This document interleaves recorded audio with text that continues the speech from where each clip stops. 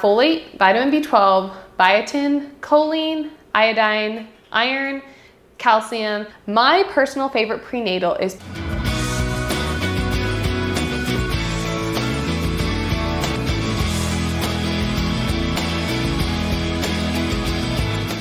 picking a prenatal. So first I want to point out that I have 0 sponsors for this video. I am including a link to the supplements that I discussed below, but I get 0 commission from them. This is not a part of a paid course, and I'm not seeking any pregnant clients for nutrition counseling. So I don't have any conflicts of interest other than an interest in providing free education by growing my social media channels. So that's my first disclaimer. Second disclaimer is make sure you talk to your personal medical provider if you have any medical questions. The things I'm going to mention in this video are topics that I think about when I'm picking a prenatal for myself or my family members or my friends or my clients, but there are certainly things that may need to be customized based on your personal medical history, your diet variety, or any lab work that's relevant to your nutritional status. So finding yourself a wonderful dietitian that specializes in pregnancy or preconception, or chatting with your OB about your supplement questions is going to be super important.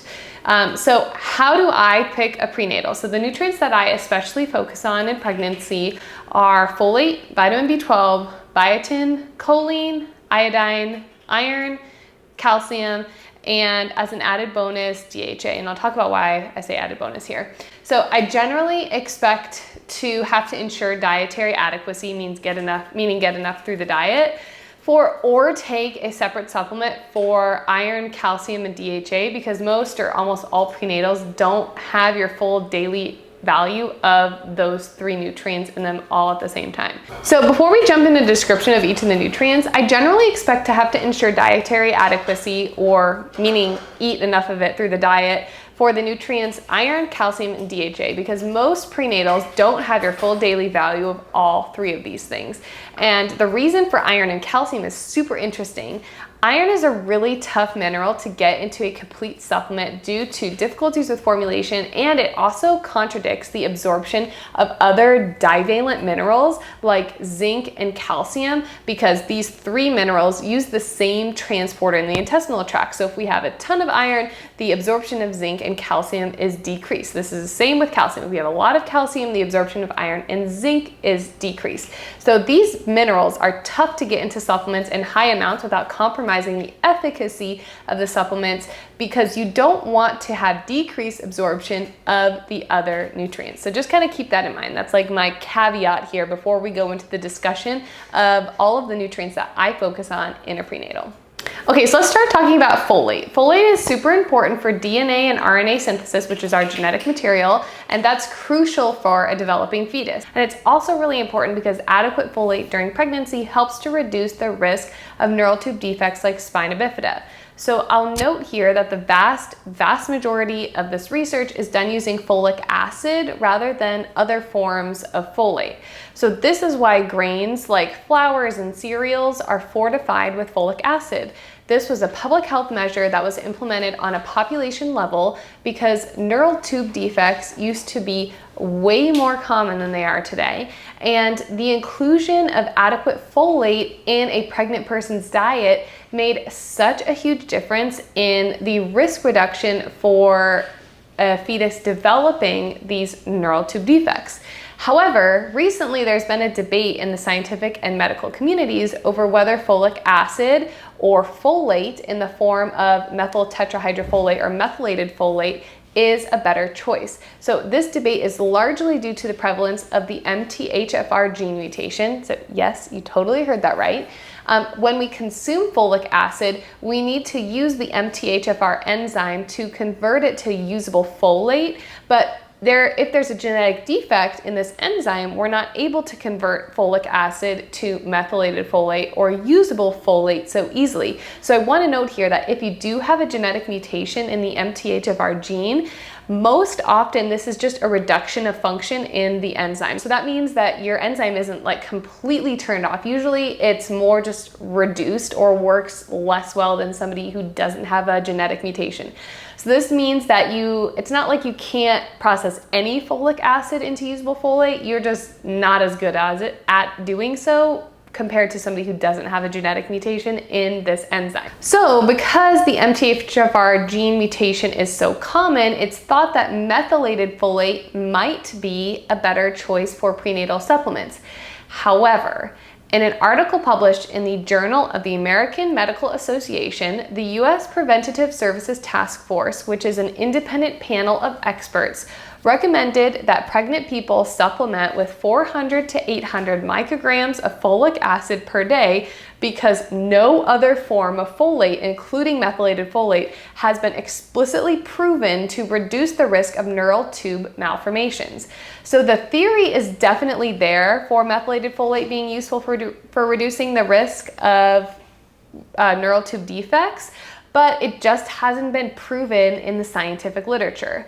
Now, because of all this info, I prefer a prenatal supplement with a blend of both folic acid and methylated folate, with the folic acid being at least 400 micrograms and the additional folate being methylated folate. So beware that not having folic acid in a prenatal is very trendy, and you're not bad, and your supplement is not a bad choice if it has folic acid instead of methylated folate. Now, folic acid is a very well supported ingredient in prenatal supplements, so just keep that in mind. Now let's talk about B12 really quickly. So B12 is also important for neural tube defect risk reduction, but every prenatal I've ever seen has it, so it's not usually something that I overanalyze. It is, however, especially important for all of you vegans out there. Now, moving on to biotin. So biotin is a B vitamin. It's an important enzyme cofactor in the body, which means it's essential for a large number of chemical reactions, including processing other vitamins and minerals, producing energy, and it's also really important for gene expression. So biotin is especially important in pregnancy because some recent research suggests that a big number of people may be deficient during pregnancy. One paper that I looked at suggested that 50% of pregnant people show markers of decreased biotin function in urine during pregnancy, particularly during the first trimester. And other research suggests that even a mild biotin deficiency may be associated with congenital anomalies or disabilities from birth, like cleft palate or limb hypoplasia, which is small or absent limbs, and this is observed in animal models. Now, much of the research on birth defects has historically been focused on folate, but when we look at the metabolism of B vitamins, they are so incredibly intertwined. So more focus is now being put on other B vitamins like biotin. Now, the adequate intake for biotin is 30 micrograms per day for a pregnant person. So one study looked at a metabolic byproduct of biotin deficiency in the urine and saw that it was decreased with biotin supplementation of 300 micrograms. So this is the same amount of biotin in one of the prenatal supplements that I'm going to talk about at the end of this video. And I suspect this study is one of the reasons why this prenatal had this amount of biotin in it, which is super cool to connect a scientific paper and a product you see on the shelf. Now, because the majority of your body's major structures are formed, although not fully, in the first few weeks of pregnancy, it's really important to ensure adequate biotin consumption if you're pregnant, if you're trying to conceive, if you're not sure if you're pregnant, or pretty much if you're sexually active with someone who has the parts to get you pregnant and you're not using any contraceptives. So as a PS here, some people also say that biotin is helpful for strengthening hair and nails, but this hasn't been conclusively supported by the scientific literature. So if you're using that during pregnancy for hair and skin nail growth, it's up for debate if that actually works. So in a prenatal, I look for biotin, at least 30 micrograms, but 300 micrograms is fabulous. Moving on to choline. So choline is not technically a vitamin, but it acts like one in that it's involved in fat metabolism, energy production, and other important reactions in the body. We can't make enough of our own choline, so we do need to get it from food. Now, eggs are an especially good source, but other good sources of choline include beef liver, which is a great source of a lot of vitamins and minerals, beef, toasted wheat germs, scallions, salmon, chicken breast, Brussels sprouts, and broccoli. So right now, the research isn't 100% rock solid on adequate choline contributing to neural tube defects. However, there are several published studies where authors have found associations between choline intake and serum choline with neural tube defects. Keep in mind that in some of these studies, they have low effect sizes, and that there's also some recent research that didn't find an association between serum choline and the risk for neural tube defects. So this is why I say the research isn't 100% rock solid. Some studies have found a link and some studies haven't. So as far as safety of choline supplementation, the upper limit, which is a threshold for toxicity set by the Institute of Medicine for adults, is 3,500 milligrams per day. So prenatal vitamins containing choline, they haven't come close to this, at least from the ones that I've seen, and I've looked at a lot of prenatals. So the low doses in prenatal supplements of choline appear to be safe according to the research and to the Institute of Medicine. So the takeaway here, the research is not 100% conclusive, but the risk is big when it comes to neural tube defects in your baby. So I personally look for a prenatal vitamin that contains choline when I'm pregnant or breastfeeding, or if I'm recommending it to a friend or family member. And to be honest, this really limits the playing field a lot when you're looking for a prenatal. So if you can't find a prenatal that contains choline, that's okay. You can meet the adequate intake level of 450 milligrams of choline per day with a diet, through the diet, using 3 eggs, which provide an awesome source of protein during pregnancy as well. So there's not much, if any, choline in an egg white. So if 3 eggs is a lot, like volume-wise for you, then ditch 1 to 2 of the egg whites and just make sure you focus on the egg yolk. The adequate intake for breastfeeding for choline is 550 milligrams per day, so you will need to up it a little bit more when you're breastfeeding than during pregnancy. I'd like to see a prenatal with 450 milligrams per day of choline, but I have yet to find one that also meets the other criteria and this choline criteria. So in a prenatal, I look for choline, the more the better, up to 450 milligrams per day. Iodine. Let's talk about iodine. So iodine is a mineral that's super important for thyroid hormone metabolism. The thyroid is important for many body processes, including growth, gene expression, and the development of the nervous system during pregnancy. Now, iodine is a pretty standard nutrient in almost all prenatal vitamins because the severe consequences of iodine deficiency in pregnancy are super well documented. So every prenatal that I've ever seen does contain iodine. Those at an especially high risk for iodine deficiency are pregnant people, vegans, especially vegans who don't eat seaweed or who don't eat any processed food and who don't use iodized salt in their cooking at home. Other at-risk populations include those living with food insecurity or without access to adequate sources of food. So to be honest, I don't really do anything more than making sure iodine is in the prenatal and to make sure that it meets 100% of the daily value for pregnant and lactating women. Beyond that, I focus on other nutrients more when I'm thinking about a prenatal. And one of those other nutrients is iron. So iron deficiency is the most common nutrient deficiency in the world. It's important for heme synthesis, which is the protein in red blood cells that transport oxygen to your tissues. Your iron needs increase during pregnancy in the 2nd and 3rd trimesters, predominantly due to an increased blood volume. Many prenatals have iron in them, but not all of them do. So in particular, ones that often don't have iron are chewable, gummy, and liquid vitamin forms.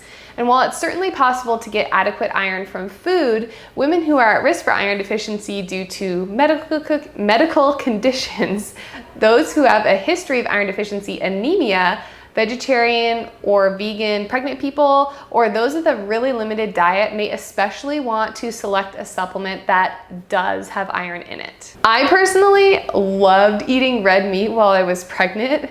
It was one of my cravings. So this wasn't something I was super concerned about because I definitely got my daily intake of iron through food. Now in the US, regular labs during pregnancy include screening for iron deficiency anemia, but if you know you're at risk, being proactive about dietary iron or supplementing can help prevent iron deficiency anemia.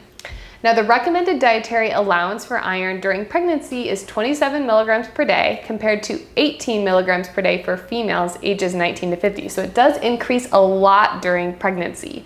So in a prenatal, I look for at least 27 milligrams per day of iron. Time for calcium. So the recommended dietary allowance of calcium for pregnant people ages 19 through 50 is 1,000 milligrams per day.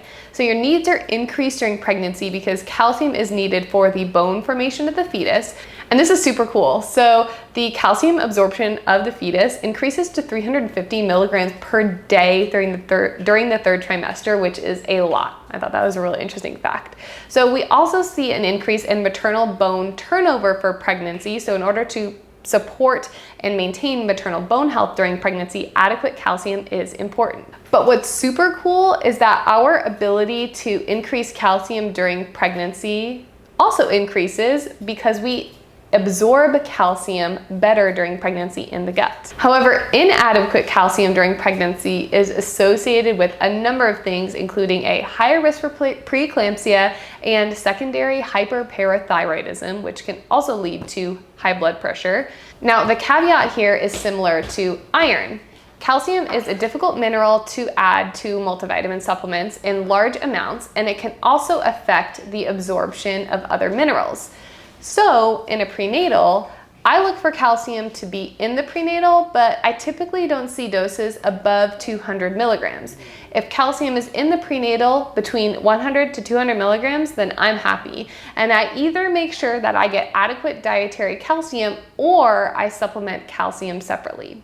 And when I supplemented calcium separately, I take it separately from the prenatal so it doesn't inhibit the iron or zinc absorption in the prenatal. I also tried not to take the calcium supplement with a high iron meal, so snack time can be a great option to take your calcium supplement with if you're choosing to take a calcium supplement. Oftentimes, I have recommended that clients take 1,000 milligrams per day of calcium, but this is not always necessary if dietary intake of calcium is adequate. So that's why it's really important to talk to your dietitian or doctor about if a calcium supplement would be right for you. Next, we're going to talk about vitamin D. So while this is an important nutrient in pregnancy, my opinions on this are almost always individualized based on lab work. My opinions on supplements anyways. So during each of my pregnancies, I have requested my OB physician to add on a vitamin D level to my blood draw. And this is really good practice to add vitamin D levels to yearly blood work for most adults anyways. And then I have supplemented according to my results of that vitamin D blood level. So this topic could be a whole separate video, so I won't really go into that much here, but if you have any questions about vitamin D supplementation, bring them up with your dietitian or your doctor. Now, DHA. So DHA is not in many prenatal supplements, but it's a useful thing to add to your supplement routine if you don't eat any fish or any sources of omega-3s. So my husband hates fish, so I never eat fish at home unless we're eating out because he does all the cooking. So because of this, I did take fish oil during both of my pregnancies. The adequate intake of omega-3 fatty acids during pregnancy is 1.4 grams per day. And while there's no official adequate intake for DHA, which is a type of omega-3 during pregnancy, the most up-to-date scientific literature suggests an intake of at least 200 milligrams per day of DHA. So I usually look for a supplement that meets these criteria. A fish oil supplement that has 1 gram per day of fish oil with at least 200 milligrams of that fish oil coming from DHA. So that should be clearly labeled on the bottle. And I also include things like hemp hearts, chia seeds, and flax seeds in my diet because those are awesome for a number of reasons. But keep in mind that fish oil can have some side effects and interactions with medications. So if you're pregnant and you're interested in a fish oil supplement, make sure to talk with your dietitian or doctor before starting it because this might not be the right thing for you. So those are all the nutrients, and now we're going to talk real quick about how to pick a good quality supplement. Because I'm sure you've heard that supplements aren't regulated by the FDA, but that doesn't mean that all supplements are bad. So to pick a good quality supplement, you want to look for one that is third-party tested from places like USP, which stands for US Pharmacopoeia, or CL, which stands for Consumer Labs, or NSF. And look for one that is from a trusted brand that has quality control, clear labeling, ethical marketing, minimal additives, and transparent manufacturing practices, which you can usually find by looking on their website. My personal favorite prenatal is Pure Encapsulation's Prenatal Nutrients, but it is pricey. On Amazon, it's $45 for a 2-month supply. and you have to take 2 pills per day. So if you struggle with taking big pills or don't want to take more than 1 pill, this might not be for you. But the label on this supplement is very transparent and clear that it has 400 micrograms of folic acid and 600 micrograms of methylated folate. So that's one of the main reasons why I love this supplement. If you prefer only methylated folate in your prenatals, then Thorne Research Basic Prenatal is also a great choice, but it doesn't have any choline, which, like I've said, it's really hard to find a prenatal with that in the supplement. So you'll need to meet that through food. So I have both of these supplement labels up, the Pure Encapsulations Prenatal Nutrients and the Thorne Basic Prenatal. And I'm just gonna kind of walk through, and I'm looking at the label, what I think when I look at the label. So my eye goes to vitamin D. For the prenatal nutrients, it has 600 IUs, which is a great dose of vitamin D, although some people may need more during pregnancy based on their labs, and your dietitian and doctor can help you with that. The folate is in the form of both methylated folate and folic acid. It's a blend. I really like that. I also like that even though it's a blend, it specifies how much comes from methylated folate and how much comes from folic acid. Some formulations or companies will just say that it's like a proprietary blend, which means it's a secret and they're not telling you exactly how much comes from which. So I really appreciate the transparency on this prenatal nutrient. The biotin has 300 micrograms, like I talked about from that study that looked at the reduction in markers of biotin deficiency in pregnant people's urine with a supplementation of 300 micrograms of biotin. So I love that amount of biotin. There is calcium, it's 200 milligrams. So I like that there's calcium. It's not fabulous, but I have yet to find a prenatal that has that 1,000 milligrams of calcium in it because of absorption issues that it would cause with iron, which is more common to have an iron deficiency. So that's why iron is usually prioritized in a prenatal. I see choline in there, so 100 milligrams. I'm happy it has choline. It doesn't have enough choline where you still wouldn't need to get some from the diet, but there's still some in there, so that's great.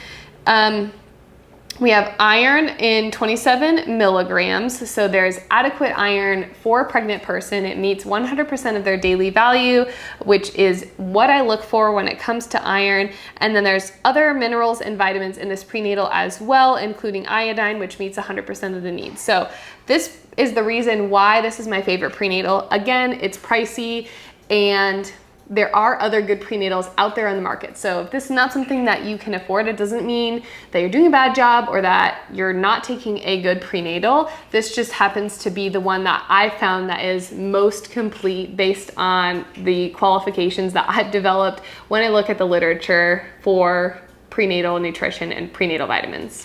Now the Thorne Research Basics Prenatal, this is the one that only has methylated folate. So if you're one who doesn't want any folic acid in your prenatal, then this is my favorite recommendation for that.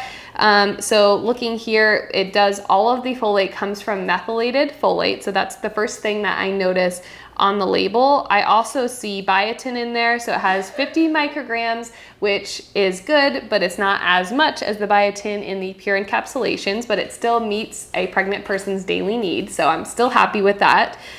We also have calcium, 180 milligrams, very close to the Pure Encapsulations one, so not really that much different. It's only 20 milligrams different. Iron contains 45 milligrams, so more iron in the Thorne Basics Prenatal than in the Pure Encapsulation. So if you're one for whom iron is a worry for, or your labs have shown that iron is low, you may want to talk to your doctor about a supplement that has higher amounts of iron like this Thorne Prenatal. What else do I notice on the label? So I also noticed that there's no choline. So that's one of the main reasons why I like the Pure Encapsulations one, is both the combination of the choline, the biotin, and the folate. However, the Thorne Basics is a great option.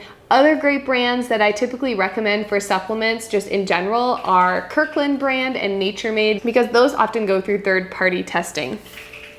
So that's what I think about when I pick a prenatal. Now remember, I'm not your dietitian. I'm a dietitian on YouTube and on a podcast. If you have specific questions or concerns about your prenatal nutrition, make sure you chat with your dietitian or your OB. Hopefully this was helpful. Hopefully you learned something. Make sure to comment, subscribe, and follow along for more information on how to grow happy and healthy eaters. Thanks for joining me, and happy feeding.